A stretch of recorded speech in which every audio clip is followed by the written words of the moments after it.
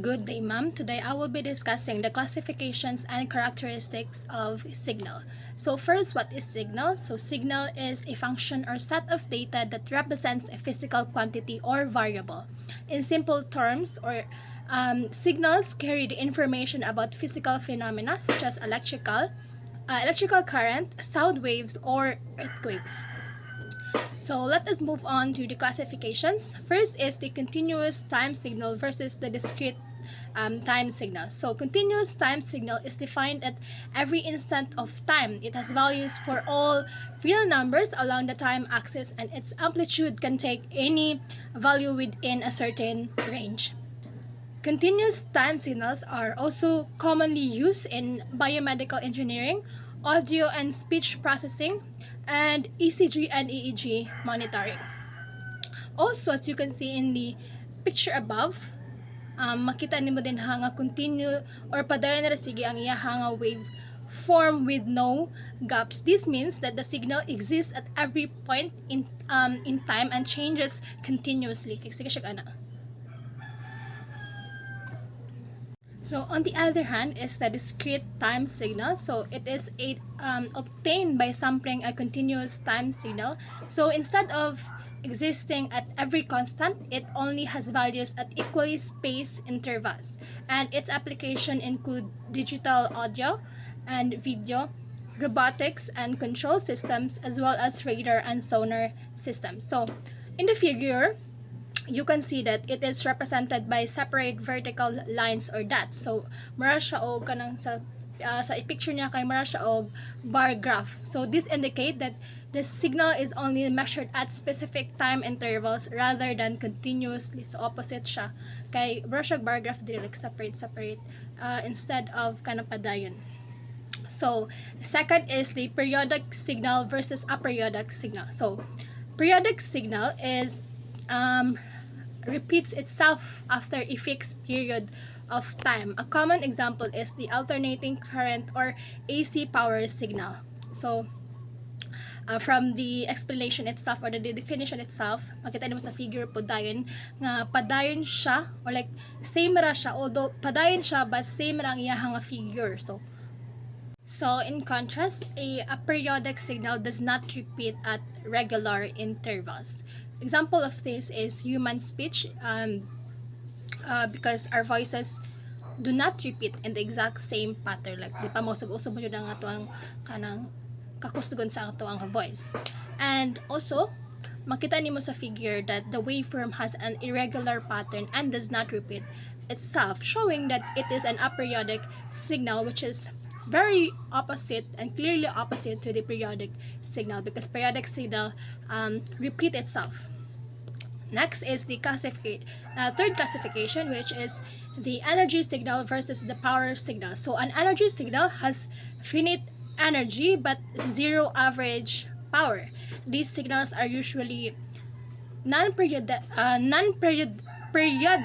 They are used in radar pulse transmission, biomedical pulse analysis, and audio pulse processing. So in the figure, we can see that the signal exists only for a short duration. Meanwhile, a power signal has finite average power but infinite energy. So periodic signals such as sinusoidal waves belong to this category because power signals are commonly used in electrical power systems, radio broadcasting, and communication systems. The figure also shows a waveform that continues repeating without ending, which is considered a power signal. Now let's move on to the deterministic signal versus random signal. So deterministic signal can be predicted because its values are defined by a mathematical equation, and a sinusoidal signal is a common example of this because these signals are widely used in communication, signal processing, and control systems. Yes. Also, in the figure, you can see nga predictable lang yung pattern. Makita niyo. So, although maputol na siya, matagdaan na gyapon nimo unsa ang sunod niya nga pattern because again, deterministic signal can be is predictable because it can be solved using a mathematical equation. So in contrast, a random signal cannot be predicted because its values vary unpredictably. One example of this is noise. Also, random signals are important in wireless communication, weather forecasting, and stock market analysis because it is irregular and random with no clear pattern, which also you can see in the figure. So yes, again, it is irregular and with no random, with random and no clear pattern.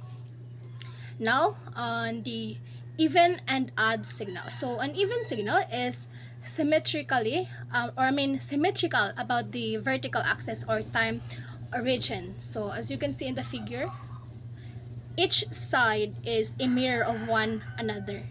Kanang same ra gud siya from left to right, same ra ang iyahang figure. An example of this is a cosine wave. So even if signals are used in Fourier analysis, digital signal processing, and image processing. Whereas odd signal is anti-symmetrical about the vertical axis. One example, or the common example of this, is sine wave. These signals are used in Fourier series analysis, communication systems, and digital signal processing. Also, as you can see in the figure, inverted siya or ang iyahang picture kay inverted sa usag-usa. Ganina kay same ra every side, but dire kay inverted siya.